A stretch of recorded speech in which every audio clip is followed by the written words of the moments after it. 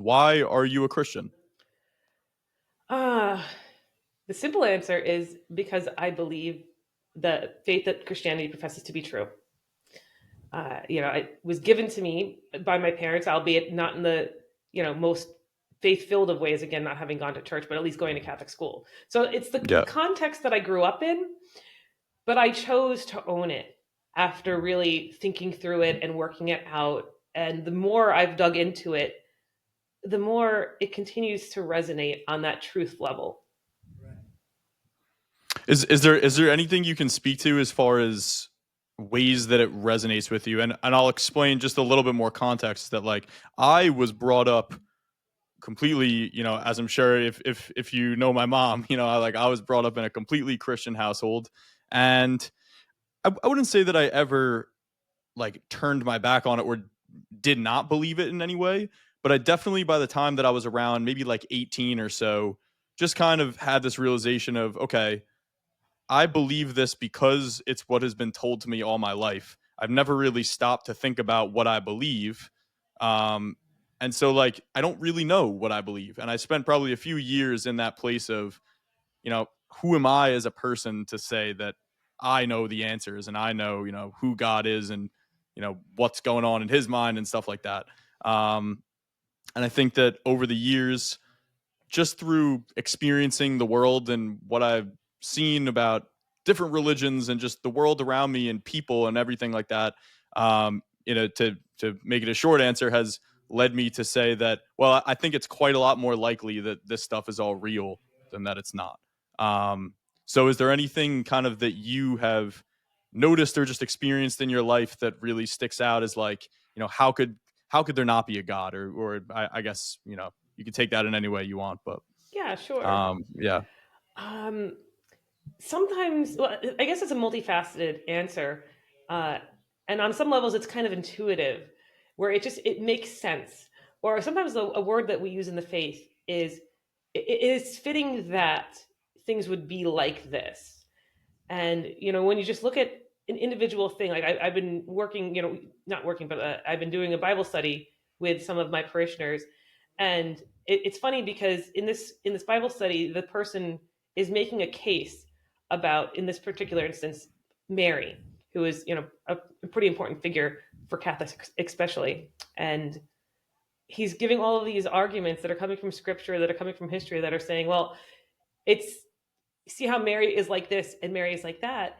And one of the discussions that we've been having is, as helpful as that is, it's just like there's a certain sense where that goes beyond the logic and the rationale, where it's just, okay, but like I have a relationship with this person because she's a person. And that's, I think, what it all comes down to, whether it's with Mary or especially Jesus, because Mary always pointing us to Jesus. The bottom line of the Christian faith is, before its doctrines, dogmas, beliefs, statements about how the world is made, it's a relationship with Jesus Christ, saying that Jesus Christ is who he says he is. He is God. He came down from heaven out of love for us, sacrificed himself for us, so that way we could be in heaven with him for all eternity, so he can redeem us and save us. And I just look out the world and I think about the brokenness in people's hearts, the disconnection that we all face at different times in our lives for different reasons.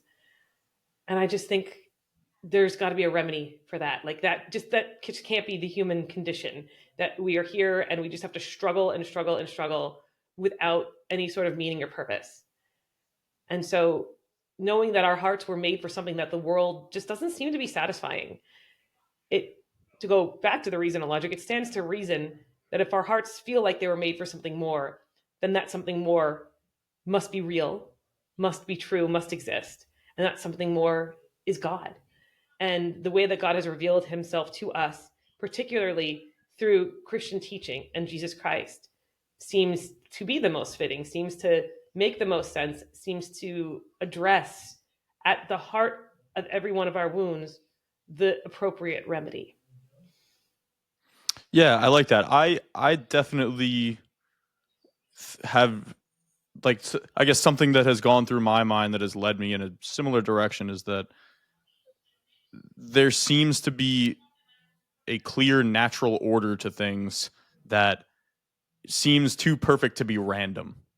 And to point out something that you said that resonated with me is that you were saying how if we have this feeling of that, we're more than we seem, and like there's more to this life than meets the eye right in front of your face, and that our hearts kind of feel like we're meant for more. It seems to me that like there's nothing in nature that doesn't serve a purpose. Every single thing fits the story. There's nothing that's just has no reason for being. And so I think that does make a lot of sense. The next thing I wanted to ask you is, I'm just going to phrase this super simply, because I thought about maybe a better way to phrase it, but I think going really simple is the best way to go. Okay. Who is God? God is, my definition, my favorite definition is being itself. And to qualify that is sometimes we have this vision of God as a being, right? That old man sitting up on the clouds. Right. And then if you're doing good, he's cheering you on. And if you're doing wrong, he might hurl a thunderbolt down at you or something. And when we think of God as not a being, but being, it broadens this sense to the here and now, the present moment, the reality that we live in. And God does exist outside of time and space, but as creatures, we have a timeline, we have a history, we have a past, present, future. And when God asks us to cooperate with him, he's asking us to do something in our present, and he's holding the whole, the past, the future, the present, and everything. And the qualifier to what it means for him to be being is also that he is called love. Like if you look in the Bible, it does say God is love. So he's a being defined by love. And in his own nature, he is triune, Father, Son, the Holy Spirit. Because the thing about love is there's no singular in that. There's always a relationship tied to love. So there's something communal about that. So God is being, he is love, and he's showing us, revealing to us the way that we are also made for love, because we're made in his image and likeness. So we also are meant for being in community with one another, and given that sense of co-creative abilities with God, which is something that he did not give to any of us other creatures. I love the way you put that. I heard a similar definition from a guy I'm sure you're probably familiar with. His name is Bishop Robert Barron. I listened to a podcast that he did, which was he did a podcast with Lex Friedman that I listened to, which was I would definitely recommend to anybody interested in any subject related to this. And he gave a similar explanation, which really hit home with me. I agree with you were kind of pointing in a direction of like I think a lot of people who kind of scoff at the idea of religion and God have this view that everyone believes that there is this old man in the clouds with a white beard throwing down thunderbolts and all that stuff. And I do think that it seems to be a lot more it just hits home to more think of it as like God is the essence of everything that is and is within all of us and all that is, and that, like you said, is more about the essence of being and not being a being so much in and of itself. However, I don't take away from the idea that God is still like a singular conscious entity and not just like, this like unaware building block of reality. We have to be very careful about that, understanding that there's a both and here. So that while he doesn't have like this corporeal physical form, right? Well, I mean, and we know Jesus Christ, he does, because he's ascended to the throne, and that's another thing. But that yes, this is a deeply personal God. So while we can say that God is being itself, that's where the love part of it comes in to play. That we can't really understand how God works in that matter. And if you actually go back to your old Baltimore Catechism, well, not your old Baltimore Catechism, but maybe your mom's, it'll even define God as spirit in that way, because he doesn't have a body, but at the same time, his existence and his own being is very personal. There is this unified consciousness that would be the Trinity, the Father, Son, the Holy Spirit, and their relationship within one another, but then also how that relationship, because it's built on love, goes outward to all of creation. Because love, by its very nature, is also a creative force. It wants to pour out to the other. Hmm. I like that. How do you wrestle then with the idea if God is this much more abstract spiritual entity rather than a person with magical powers? Um, how do you explain this concept that we are made in God's image? Hmm. Well, so actually, I'm glad you said the word person, because there's different elements to it. So we have human persons, right? What you and I are. And Mm, what defines a human person is that we are a unity of body and soul. We are not bodies with souls. We are not souls with bodies, but there's a connection.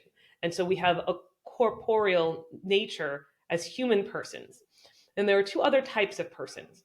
There are divine persons and there are celestial persons or heavenly persons. So your divine persons would be God, the three persons of the Trinity, Father, Son, Spirit. Now the Son has a body, but the other two persons don't.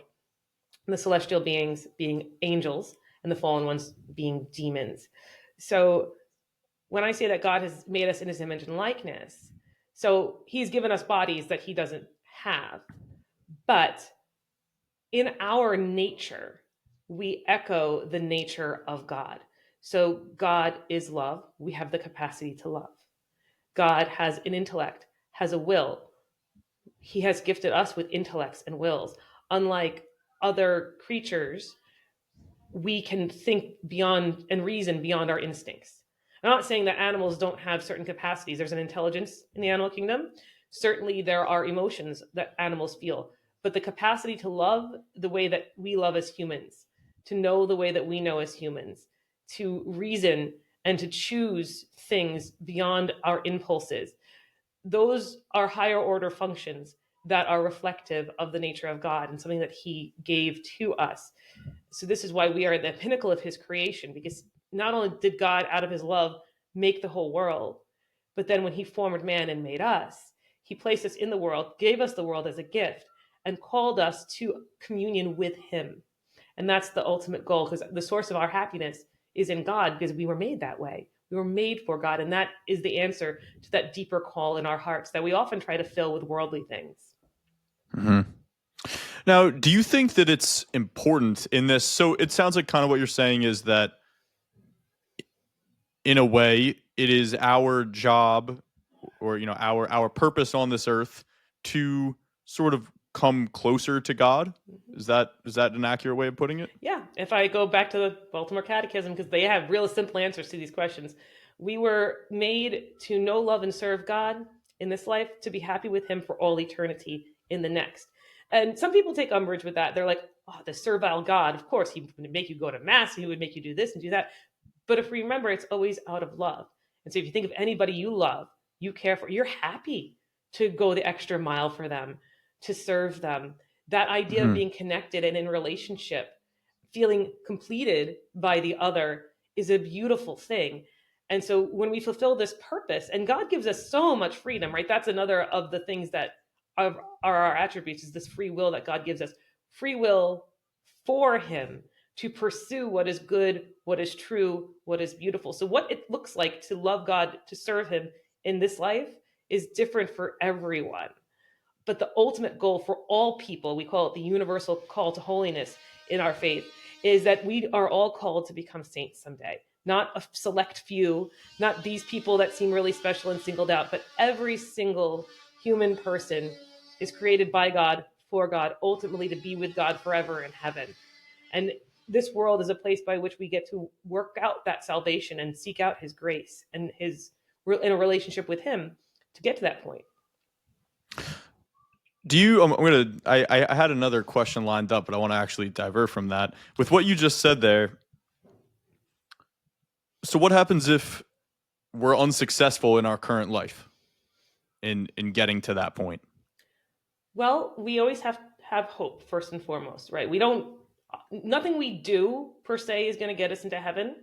That is actually a false belief that some people have. Like, I'm just going to merit my own salvation. We, Jesus Christ is the one that opened the doors to heaven for us by his dying and rising. And we are called to cooperate in that. And so our faith in Christ is ultimately what gets us across the finish line. However, that faith needs to be accompanied by things that we do. And it is possible to miss the mark. We live in a world where we kind of believe that everyone goes to heaven. And I hope not to burst anybody's bubble who might be listening to this or watching this. That is a goal. That is what we hope for. But we may be taking some steps to get there. Now, not to frighten anyone, you're not going to go to hell because you messed up. Right? Hell is a real place. You could end up there someday, but God doesn't put people in hell. We put ourselves there when we continually say no to God's invitation. But if we're trying, if we're doing our best, and for many, many reasons, it's just not making it, whether it's because we are in a context where there's just so much sin and brokenness that it's really hard to peel out of that, or we're stuck in our own habitual sins, whatever it is, this is where we always have the opportunity to work that out. If we end up dying and we miss the mark, the church has a teaching on a place called purgatory. It's a very controversial topic for some people, but it really is a place of mercy. It's a place where, okay, now that we're here, we can continue working this out because you didn't say no to God. You just couldn't give a full free yes. And when we think about heaven, not as this place I've earned, so like that's the thing is I'm going to be good enough. I'm going to get to heaven someday. But heaven is the place where we are most free, where we're able to gaze upon God, our creator, without having any stuff in the way. And I heard it broken down this way by Father Mike Schmitz. I don't know if you're familiar with him. He talked about three fires of hell, purgatory, and heaven. And people are used to this idea of hellfire, this idea of this eternal, unquenchable fire. And whether there's a fire in hell, I don't know. What I do know is that hell is basically this place where you said no to God throughout your entire life. So now you can continue to be separated from God in all eternity. And if we are made for communion, especially with God, that does sound like a pretty abysmal place to be. Then purgatory is this fire of purgation, of this purifying. We still have, you're on the way, but you still are not completely unburdened from sin and from the consequences of sin in your life. So we need to spend time there and receive the prayers of the faithful. This is why it's so important to pray for the dead. And the church isn't making this up. This is in the Bible.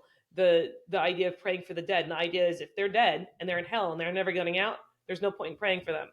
If they're in heaven, you don't have to pray for them. They've already made it. You can pray to them. So if we're praying for dead people, there has to be some other place. So that's one of the logics behind purgatory and this place of purifying fire. And then this fire that is the Lord. And again, biblically, you think of the burning bush with Moses. Many people are familiar with that.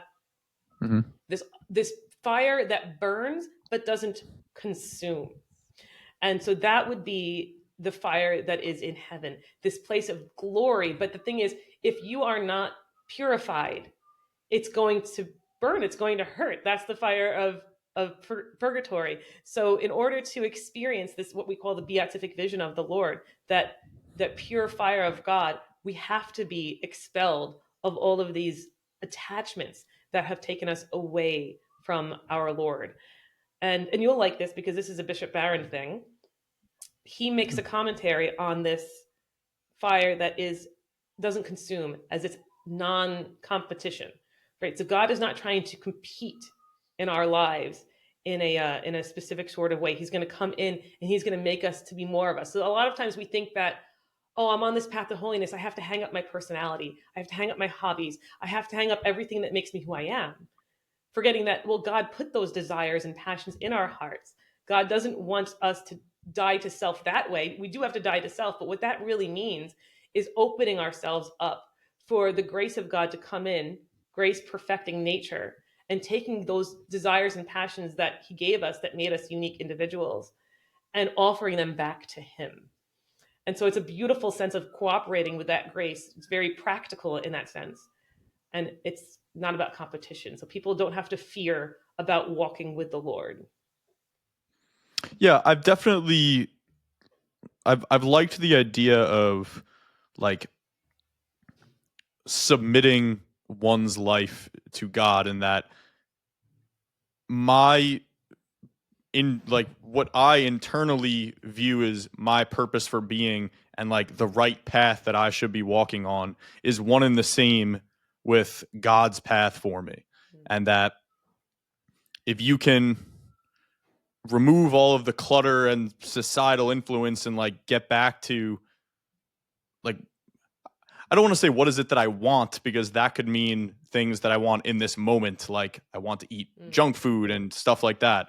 Um, but like what really resonates as the path that I should be walking. And I think if you can like push all the noise away and get down to that root of what you feel you should be doing on this earth, then that is one and the same with walking with God. In a very real sense, yeah. The part of that is your wills and God's wills aligning. And of course, God Yes. knows the best path for you. Um, and so it's really a matter of, in your relationship with God, coming to that realization, coming to that understanding of your desires being not changed, but like transformed or transfigured into that level of alignment. And if you think about it in Mm. any other aspect of our lives, if you want to be good at something, if you want to be, if you want to study this, or if you want to play that sport, or if you want to do this, you're going to seek out a master in that arena, and you're going to want to be their pupil, and you're going to want to learn from them, and you're going to want to absorb their wisdom and knowledge. So Mm. how much more we should want to do that in our own lives, right? Because we don't have a handbook for how to live our lives.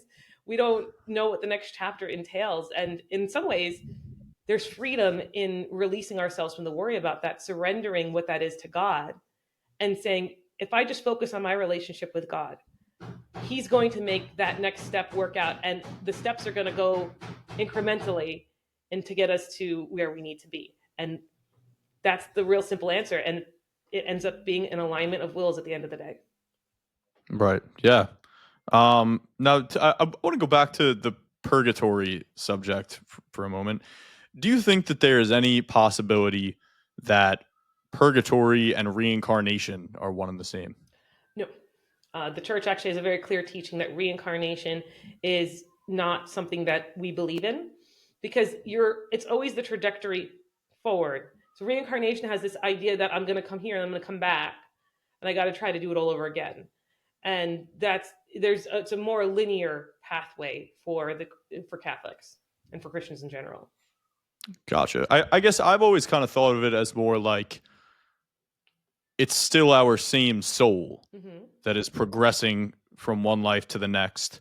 Um, in a reincarnation, I guess in an attempt to align the idea of reincarnation with purgatory, that it is still my soul that has now, like, let's just say that I go through my life and I make progress, but I haven't quite reached that point where, I am now, I was going to say one with God. That is not the term, but I'm now at this point where I can go to heaven. I'm not there yet. And so I might have progressed, but my soul goes through another life on this earth and maybe many more lives on this earth until it eventually gets to that point.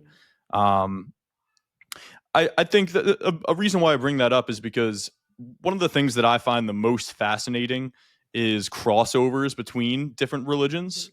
And I have kind of, I used to think that the existence of all of these different religions was a case against religion on the whole, because all these people believe all these different things. Who's to say that one's right and the other is wrong? But I think that the more you look at it, the more you see that the essential bits of them are kind of all saying a lot of the same things. Um, they have more unique stories, and that you can get into more of the specific things that are different.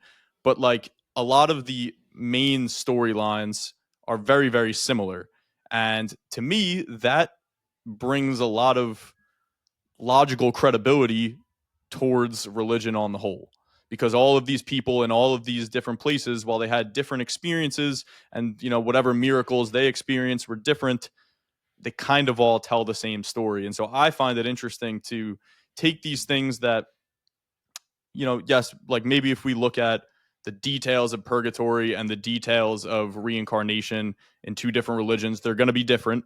But if we can strip them down to like what ultimately is the point of what is being of the point that's being made here, they're kind of saying the same thing. But you don't really agree with that?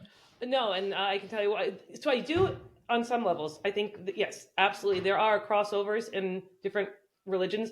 The vast majority and people for the vast majority of history have believed in God or some sort of form of a higher power, and have believed in some sort of afterlife. And it is, I think, something that speaks to the human experience, that this piece of our hearts that longs for more than just what we can see with our own eyes and that materialistic experience. Mm-hmm. But there are some fundamental differences that cannot be reconciled. And this doesn't mean that people who are practicing different faiths are they got it all wrong or they got it bad, because right there, there's still nuggets of truth. So what we would say from a Christian perspective is it goes back to that body soul composite that I was telling you about. So you, Richie, are your body and soul. I, Randy, am my body and soul. When we were created in our respective mothers' wombs, there was a moment where our bodies were created and our souls were embedded in that and unified. And the definition of death is actually the separation of soul from body. But that's not how it's supposed to be ultimately. And as Christians, we believe in something called the resurrection of the body. It's something that we don't profess at Sunday Mass explicitly, but it's in Mm-hmm. one of our creeds called the Apostles' Creed. And we see it prefigured in Jesus Christ. When he rose to his glorified body. And the body that you have now, Richie, is the body that you will have for all eternity. So we have this individual death that we all experience at the end of our lives. But then we believe in the second coming of Christ, where there will be no more purgatory. It's going to be this either or. And those souls who have awaited that time will be reunited with these glorified bodies where we live on for all eternity. So Hmm. that, because of that fundamental belief as Christians and this understanding of the nature of the human person, we that's where the reincarnation principles cannot be reconciled with Christianity. Gotcha. Okay. Um, what do you view like? All right. I guess I don't know. I don't know if this would be your view or the church's view, but what are we before we are born? Before we are born, we are perhaps inklings in the mind of our Father in heaven, because God knows all of, that He's going to create, right? Because He exists out of time and space, so He knows when we're going to come into being, who our parents are going to be, what our circumstances are, and I think there's a lot of hope to be had in that, because we can say, okay, so God doesn't make mistakes. He put me on this earth at this time, in this place, with these circumstances. So, assuming He doesn't make mistakes, well, what can I learn from the struggles that I'm having or the hardships that I'm having? Like the way that I need to work out this path toward Him, the way that I gotta align my wills to His will, and ultimately become a state. What's that going to look like? And that, I think, there's something that really is makes for an exciting adventure when you think about it. So Mhm. it's part of what makes us made with meaning and purpose, to know that God knew that we would come into existence, but before we are conceived in our mother's wombs, we do not exist. But then we Okay. exist for all So eternity. So that's an important part of being human. Every human that's created has an eternal life ahead of them. yeah. So that's actually something I didn't realize. I kind of always thought that in in in in the view of the church that there was sort of this like we exist in heaven before we are born, and then after we are born, we will one day hopefully return. But what you're saying is that basically our soul is created with our birth. Yes. Okay, got it. That is news to me. So that's interesting. It's one of the reasons why the Um, church is very, very protective in its teachings on sex and sexuality, because that's a very important moment for life. right. Absolutely. So, okay. So one other thing I want to touch on the idea of other religions. Um, one thing that's always kind of occurred to me is that I mean, if Jesus were to preach for every waking second of his 33 years, if I'm correct, on this earth, my thought is that not only could he never possibly address all of the details to, what our reality is comprised of and all of the stories and, what is going on in heaven and how that relates to earth and all of these different things. My thought is that that reality has to be extremely abstract and complex, that not only would he not be able to talk about all those things, but certainly would never be able to get people to understand them. And so my thought is that it's probably quite likely that while we have the important stuff, there's a lot that we don't know. And I wonder if other religions fit into that piece. And is it possible that maybe all religions, at least to a certain degree, are some picture of the truth? I think for the most part, yes, but that, like I was saying before, so every religion has a part of the truth to it. We would profess as Christians, especially Catholic Christians, to have the fullness of that truth, that God has been revealing himself throughout human history. But the Mm-hmm. apex of that revelation was in Jesus Christ and what he did. And that was for all. Mm-hmm. And there is I mean, we call the church the Catholic Church. It's also, Catholic means universal. And it is seen in every culture on the planet in its unified form, more or less. Which is one of the reasons why I'm so enamored with the Catholic Church in particular, because it's got that kind of sense where it fits into every culture. I was actually in a kind of a funny comparison. I was talking with somebody just yesterday about how it's kind of like Coca-Cola, where you have the formula for Coca-Cola changes depending on what country and culture is in it because there's slightly different tastes, but it's Mm-hmm. still Coke. And that's kind of what the Catholic Church is. All of her teachings and doctrines are universal and universally applied to all because human persons, regardless of culture or creed or anything like that, are fundamentally the same in terms of our nature. And so the church can speak to this universality of our human nature. But then in our specific contexts, there might be nuanced expression of that. And the church has always been willing to feed into those expressions of cultures and speak to the truth of those of the people of different religious backgrounds and use that connection to this universal truth in order to share the truth of Jesus Christ. Hmm. So, what would your take be on, let's say, I don't know, let's look at Buddhism, and you have a person who is a Buddhist monk, and they have fully given their hearts to, I don't entirely know what exactly a Buddhist person believes or like what that means, but I guess in the same way that like you've said before that, ultimately to get into heaven, all you really need to do is completely open your heart to God. If they have completely opened themselves up in the same way to the same divine idea and way that it's presented in their religion, and let's say that they, they're aware of Christianity, but yet it's not like they've just never heard of Christianity. They're aware of it, but yet they've chosen to continue with their own beliefs. Does that person have a place in heaven? So, yeah, well, this would be up to God, right? So we have this founded hope, right? Mm-hmm. God can do whatever he wants. And so it used to be, they used to say there's no salvation. I am sorry about this knocking in the background, by the way. I cannot do anything about it. Oh, good, no worries. They used to say that there is no salvation outside of the Catholic Church. That used to be the line. Mm-hmm. It's no salvation without the Catholic Church. Because of what Jesus Christ did universally for all, salvation is open to everyone. And the criteria for who gets saved, that is for God to know and for God to know alone. We would say as Catholic Christians, if you have that fullness of the faith given to you, this is the surest fire formula in a way. But we have this founded hope that for people who that's not their context. So even if they might be aware of it, but maybe they don't have that fuller understanding of it, or they're not aware of it at all, like they're not damned to hell because they don't know. So there Mm-hmm. is that element to it. And when we're talking about the compatibilities of it as well, there are, and philosophically speaking, there are a lot of takeaways that we can take from Buddhism and vice versa. There is this sense of like many religions have, for instance, the golden rule: do unto others as you would have them do unto you. And this again, universal human principles.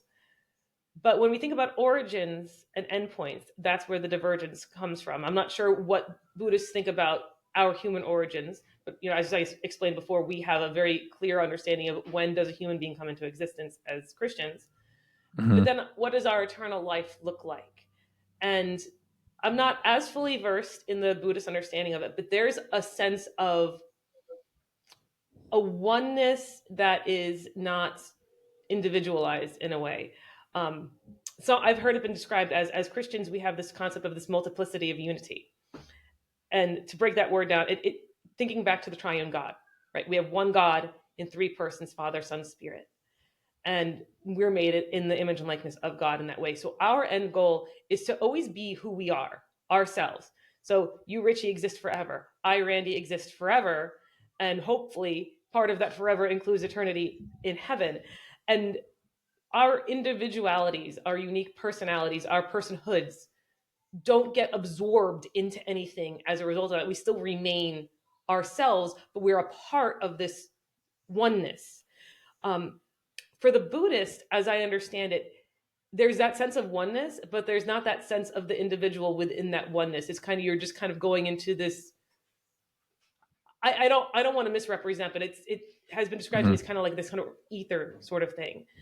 And so again, when you think about origins and endpoints, that's where we have to question the compatibilities. But we don't throw the baby out with the bathwater. We still take what's good. We still say there is a truth that they're professing in their own context there, and that's a beautiful thing. Yeah, absolutely. I so like something that a way that resonates with me that you were describing, that this idea of, I guess, this conflict between individuality and oneness. I kind of like the picture that we are all parts of the same whole, and we will all one day return to that same whole. And that's not to say that we lose our individuality. Like, for example, my hand is part of me, but it's still my hand and it's not my foot.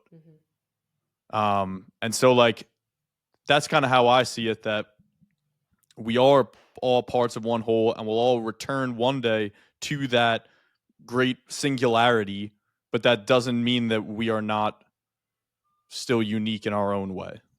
Would you say that the way that I describe that fits more in with the Christian view or the Buddhist view? If I had to take a stab at it, and it's been a while since I've gotten to that, not since I've reviewed that level of metaphysics, I would say it sounds a bit more Christian. And I think one of the things about the idea of us hanging onto our bodies or having these glorified bodies is a surefire way of ensuring that individual nature. But even still now, Gotcha. right now, the saints in heaven don't have bodies because we haven't hit that point yet in our salvation history. But yet, even still, they have their uniqueness intact. Gotcha. Okay. Let's switch gears a little bit here. Right?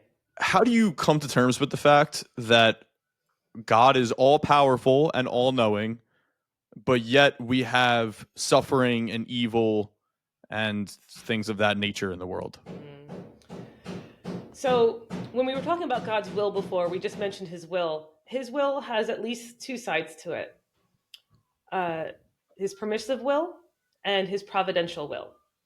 And, before speaking on this further, I just want to acknowledge that this is a really hard question for a lot of people. It's a huge stumbling block, but it's something that the church has also wrestled with for many, many generations. And I've seen different argumentations. I've made different argumentations for it. And this was the one that I find the most satisfying right now, is that, so in God's providential will, this is what his hope, like if you could call God hoping for something, this is what he would like the case to be for all of us. But then there's his permissive will, where because he's also given us free will, right? And the purpose of our free will is to be used for him, but we tend to go the other way with it often because of our own tendency towards sin. And the reason why we have to have free will is because, again, made for love by love, love needs to be free. You cannot coerce love. So in order to make a world where evil and suffering and all of that didn't exist, it would have to be a loveless world. And so God, knowing that love is the answer and connection is the answer, and even though in a fallen world, which is the world that we live in, there's a struggle in that, he has his permissive will in which he will allow us in our stumblings, in our fallings. And this could be anything from committing grave moral evils to even the natural disasters of the way that he's made the world. You know, he has the laws of physics. And because of the laws of physics, because of the way that he chose to make the world carbon based, that means that on occasion you're going to have things like tsunamis and earthquakes and tornadoes. And those are not things that God is willing into existence. God only can create the good, but these are byproducts of his creation. Just like our ability to sin is a byproduct of him having given us the capacity to love and given us our free will. And by relating to him, I mean, we can't change and alter natural disasters, although because of the laws of physics, we can develop scientific disciplines that help us master nature to a certain degree. But then interpersonally and personally, we relate to him. We work at turning ourselves back. We utilize that freedom more and more for the good. We grow in virtue. We become fuller, better human beings, more who we were created to be. I mean, he could take all that away. And then we would be like children, like little 8-year-olds who are not mature because they don't have freedom, because they need somebody else to intervene at every single moment. So it's a matter of, yes, it's unfortunate that we have evil in the world, but would you rather have no evil, but also no love? Yeah, I like the way you put that. I I feel like I would kind of boil it down to a very like I see really only two possible options when if you allow for that God is all powerful and God is all loving. And to me, the only two options in that case are that suffering is insignificant in the greater picture of heaven and everything that is. What feels significant to us because it's all that we know doesn't actually really matter, and that is one option. The option that I think is more likely is that suffering is necessary, and that it serves a purpose, and that then the most productive way forward is, well, what purpose does it serve? Why is it necessary that there has to be bad things that happen in the world? And I think you would, based on what I've heard from everything you just said there, that you would pretty much agree with that. Yes, absolutely. I mean, it wasn't how everything started. So if you were to go open up the book of Genesis, you'll see that before the fall, man was in perfect union with creation, within himself. There wasn't suffering. Suffering became as something that happened as a result of the fall. So again, not something that God is willing in his providential will, but in his permissive will, he's allowing. And then in that process of turning back to God, there is also a pain there. That's why so many religions over the course of history have equated worship with sacrifice. In fact, it's one thing that separates Catholicism from other Christianities is that we keep the sacrificial understanding of our worship intact. It's just that instead of like taking animals or humans and killing them on an altar, we are offering the Son back to the Father in the way that Jesus told us to, because he is the perfect high priest and the spotless lamb of the sacrifice. But suffering is a huge purpose for us, especially in our faith. There's a whole document that Pope John Paul II wrote about redemptive suffering, and we get to see it in the person of Jesus Christ. Like part of the story of our salvation. And people always say, okay, well, why did Jesus Christ have to die on the cross? You know, and it's true, God could have saved us any way that he wanted to. But there was a fittingness to the way that it was done this way. We sin against God. Sin is always equated with death. And so we needed a sacrifice. Again, going back to all the world religions, not just Christianity, we needed a sacrifice to turn us back to the Father, but it needed to be a perfect sacrifice. So the sacrifice that we needed had to be human, because humans were the ones that made mistakes, but also had to be God. And in this process of Jesus going through what he did for us, he suffers. And it's not even just him opening up the gates of heaven for us and rising from the dead and all of that, which is so important. But what I find so powerful in this is that he has sanctified humanity in every single level. Not only did God create human beings, but God became a human being in the flesh and then lived as a human being, doing ordinary tasks for the first 30 years of his life. And then in his ministry, going and preaching and teaching and suffering tremendously for us on account of us. And just he perfectly experiences every single possible human emotion, human suffering, human condition that we can have, and he brings it to holiness and elevates it, and that's so beautiful. Yeah, absolutely. Now, talking about the life of Jesus, one thing that kind of always interested me when I first was exposed to this fact is that there's a pretty large majority of the chunk of of a chunk of Jesus's life that we don't have a single bit of information about. Do you think that that is significant, or do you think that, I mean, like, the simple answer to me is that nothing significant was going on during that time? I find that a little bit, I mean, this is God on earth. Every time he walks outside in the morning and walks down the street should be considered significant. I know we can't have a Bible that's filled with stuff like that, but do you think that there's maybe important things that maybe we're missing that he was doing during that time, or do you think it's not really too important to know? Hmm. Um, I mean there's I think a yes and no in there. I obviously Jesus Christ, his entire earthly life is meaningful, just like every human life is meaningful, but his especially so because he's fully human and fully God. Mm-hmm. I think of it, especially because of just my educational background, I think of it just super practically about the genre of the Bible and that we're talking about historical biography when we're getting into the Gospels. And similar to kind of your hypothetical before, like if Jesus was just preaching every single waking moment of every day, like if we had a chronicle of everything that happened in Jesus's life from his birth to his death, well, that would be quite a book.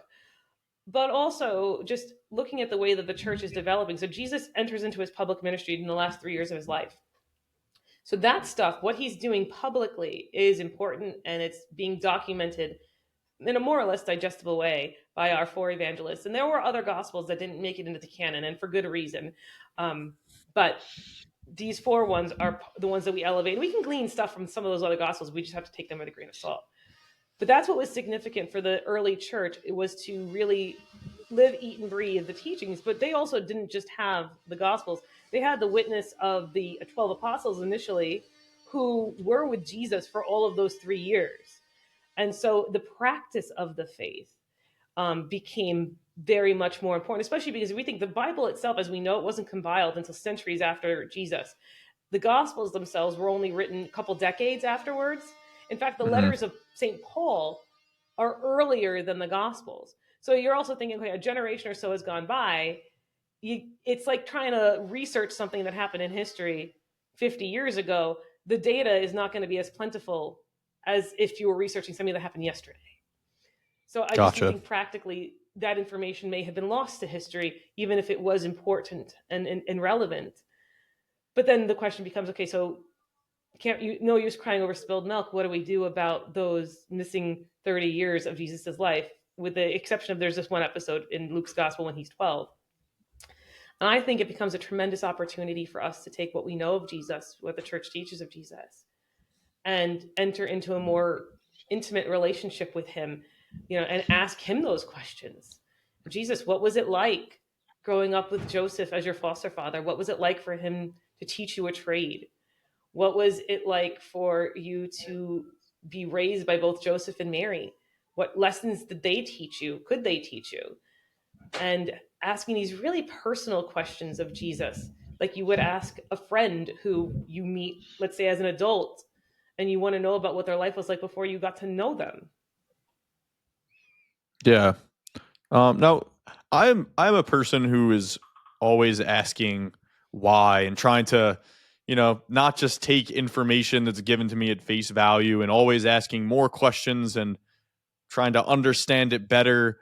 to a point that I know I will never reach. I know that I'll never in this life have full understanding of any subject, much less all subjects, but yet I feel compelled to always try and understand deeper. Do you think that from a Christian perspective, it's important to think that way, or do you think that because sometimes like I doubt myself and I think more, and not just religiously, but just in a lot of things of life, like maybe it'd be better if I just kind of accepted the simplicity of things and didn't really try to understand it and just appreciated it for what it was. And to apply that to religion, like, should people just say, okay, here is what we're taught in the Bible. I believe it. I'm going to put it into practice and I don't need to know anything more than that? Or is it important to pry and ask questions and try to develop a more complete understanding of the truth?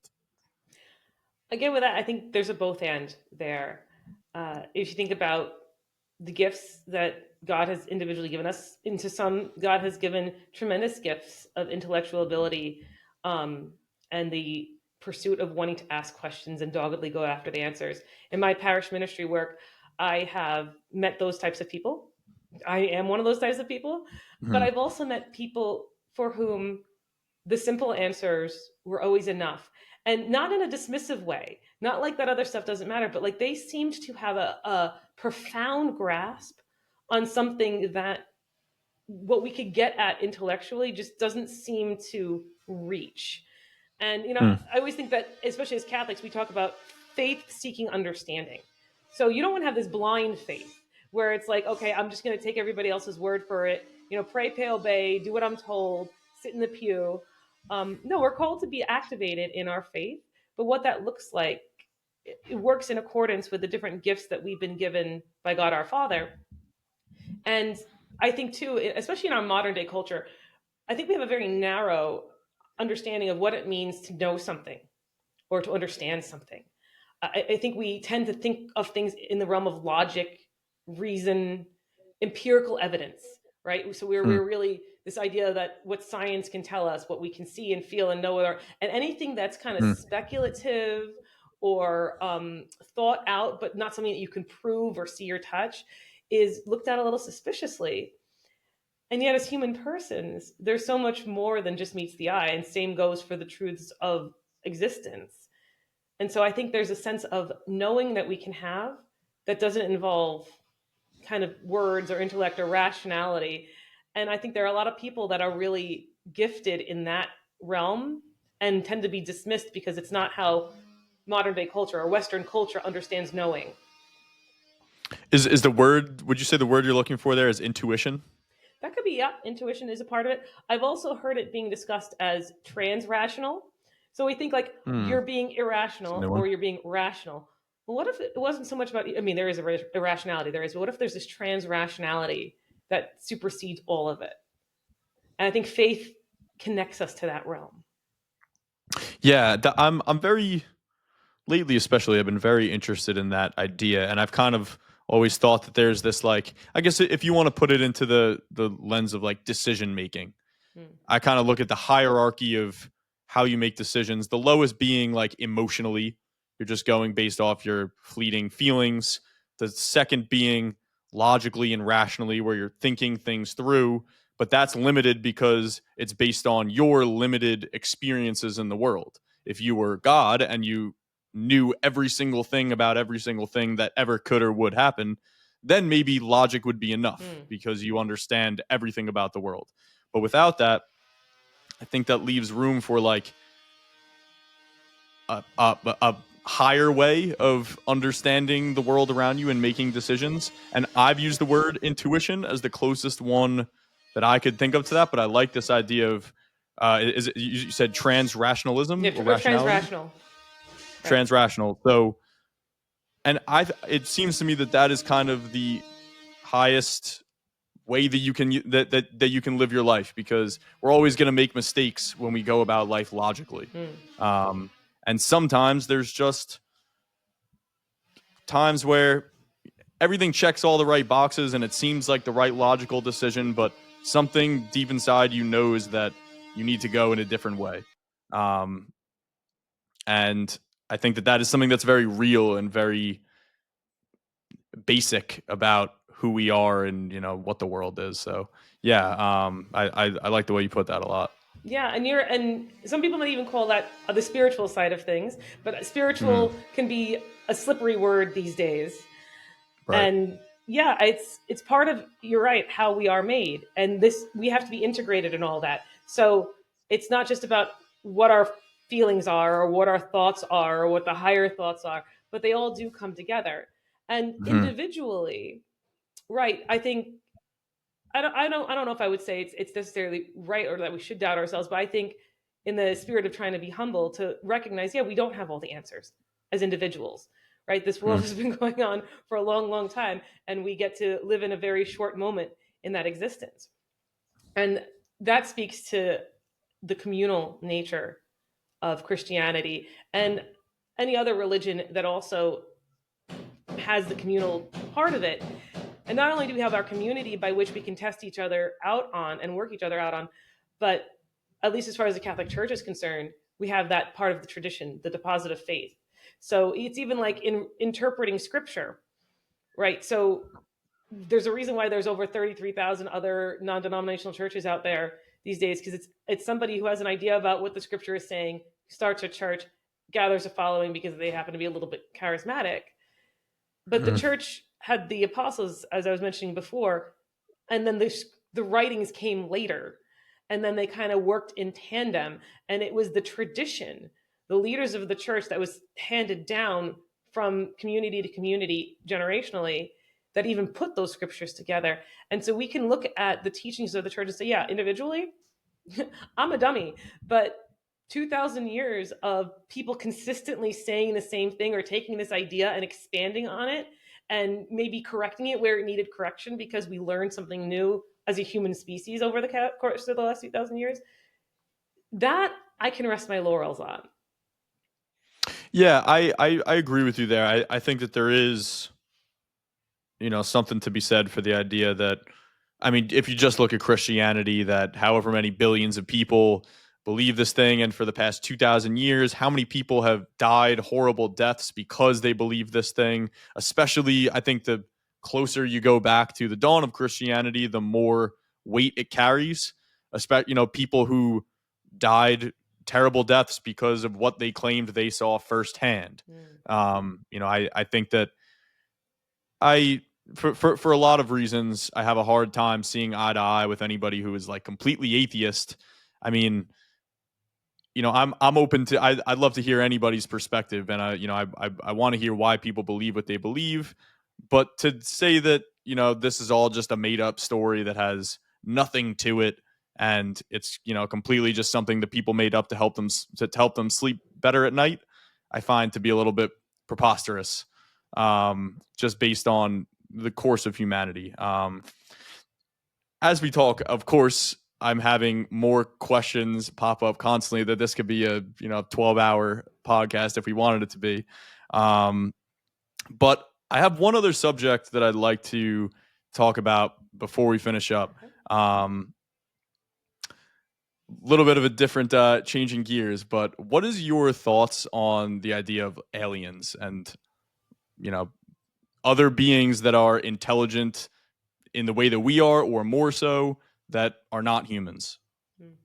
There's actually a fascinating book that I have, but I have not gotten the chance to read it yet, called "Can You Baptize an Extraterrestrial?" So Hmm. there's a priest by the name of, actually, no, he's not a priest. He's just a brother, Brother Guy Consolmagno. He's actually an astrophysicist who works at the Vatican Observatory, if you can believe that the Vatican has an observatory, and they're very interested in I definitely astronomy. can. Yeah. But personally, I think that this universe is a very, very large universe. I do understand that the probability of life as we know it here on Earth is very, very, very small, such to, like, kind of what we were talking about before, like the way that everything is ordered and put together, it cannot be random. But I can't rule out that there may be other intelligent life in this vast, vast, vast universe. And if that should be the case, if they're like us as humans, then this is another group of people that are made in the image and likeness of God. with the same calling and the same needs.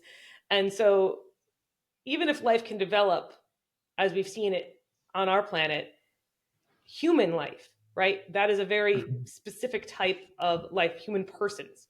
So what we're asking is like, if is there another order of persons? You have the, again, the divine, the celestial, the human. So is God putting human persons on another planet?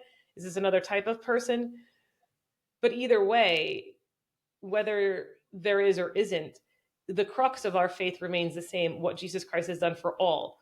So either there is life on other worlds, and it's not the kind of life that has human persons on it, and so there, it is what it is. And the evolutionary people can think about what that means, or they are, but then they are privy to the same salvation that we have been afforded. And it's not like a copycat thing. It's not like God sent another son over there to do that. It's the once and for all. So even if they don't come from planet Earth, if there are human persons in need of salvation, wherever they're from in the universe, they are entitled to it through God. That would be the hope. Gotcha. Now, so I, I'm definitely I'm interested in this subject of UFOs and what that means and all and the stuff that's going on today and like what people are seeing. I mean, now like the government is talking about this for the first time and taking it seriously and all that stuff. Um, I think that maybe it's a jump for people to talk about that. For sure they are extraterrestrials that come from another planet.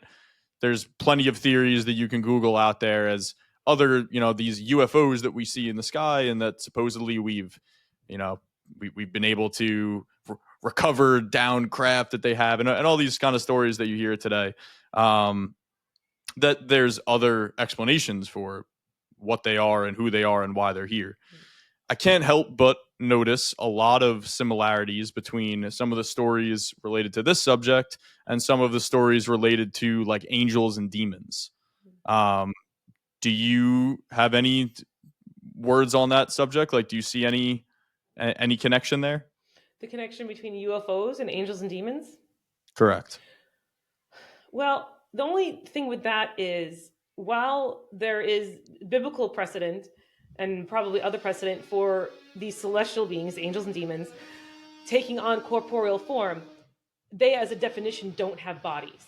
And when they take on Hmm. corporeal form, it's generally considered a possession. So I don't know if they could be likened to UFOs or some sort of alien life form, just because outside of possessing a human body, they wouldn't need to use physical things to do what they need to do. Gotcha. Like, so I'll give an example that like one thing that stuck out to me in the Bible because I'm in Deuteronomicals, if I'm saying that correct. I've finished the Old Testament, not quite at the New Testament yet. Okay, so yeah, Um, the version of the Bible you're reading takes the Deuterocanonical scriptures are what's in the Catholic Bible and not in the okay. Protestant Bible. So some Bibles that are Catholic friendly will just take all that stuff and put it in between. Gotcha. Yeah, so that's the point that I'm at, but and I can't really reference like the exact passages that I'm talking about, but there's been a few times where like specifically one that comes to mind was in some sort of war or battle that was going on where like an angel of the Lord appears and destroys a very specific number of the enemy army. Um it was it came overnight and kills like 100 something thousand of the enemy troops or something along those lines. Mm-hmm. Um, and like that to me kind of just raises some I guess just piques my interest in like we're saying that this, especially when you put a specific number like that, we're saying that this really happened. And so like what was that actually like, what did that look like when it actually played out? And I guess where my mind goes to is that it sounds potentially very similar to something physical flying through the air, destroying the people below it.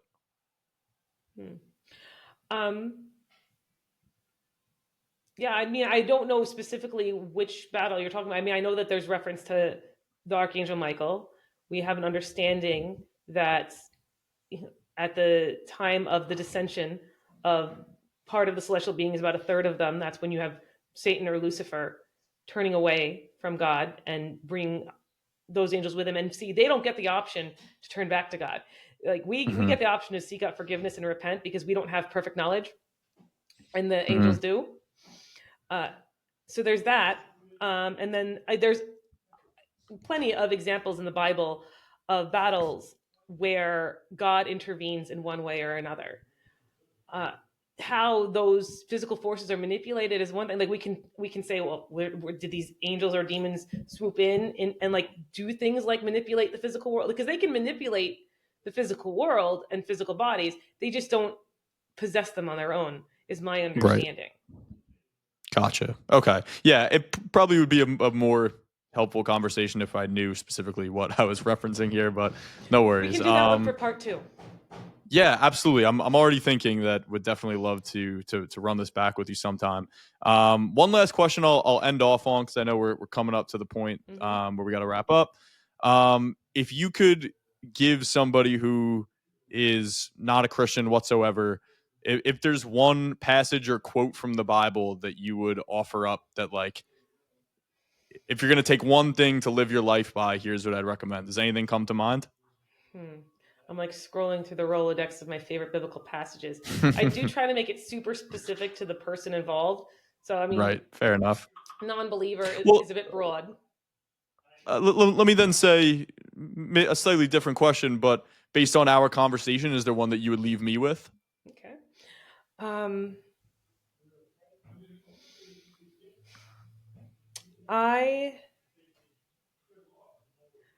Psalm 27, verse 1.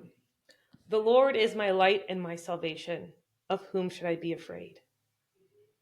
Because it really comes down to having a relationship with God before you jump into all of his rules. So that is a key one. Just the whole point and purpose is to realize that in the darkness of our lives, there is a light, and he has a name, and his name is Jesus. Love that.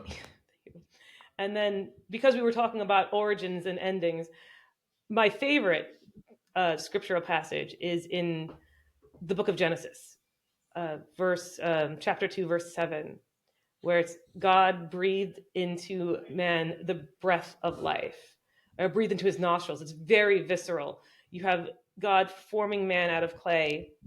And this is where, tomorrow being Ash Wednesday, remember, you are dust, and dust you shall return. This is the idea. God forms man from the dirt.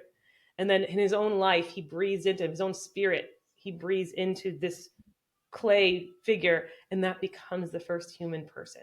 And I just loved the grit in that kind of origin story, and that sense of the way that God brings us to life. I always find that very, very touching for some reason. Yeah, I agree. That's wonderful. Yeah, so I mean, this has been quite a pleasure. Definitely feel like I learned a lot. I hope other people who might be watching this did too. Anybody, like, I know that you run at least the Bible study. I'm assuming maybe some other opportunities to get involved. Is there anything that you would direct anybody who's maybe taken something from this conversation that if they want to, reach out to you or get involved in any sort of way? Absolutely. I welcome anybody to reach out to the parish. We actually, because Lent is beginning, we have a lot of programs coming up for Lent, and I've curated everything that we've got going on and everything that we're promoting. And that all can be found at our parish website, stjokp.com/Lent. Or you can just wait for the pop-up to come up on the homepage, and there you go. You can find everything that we've got coming up in the next number of weeks. Awesome. I'll throw in a link too when I post this to find that. Randy, it was a pleasure. Definitely would love to do this again with you sometime. But yeah, thanks for coming on. Thank you for having me. Apologies again about the noise. Hopefully next time there won't be any more noise in the background. No worries. All good. All right. Thank you. Thank you.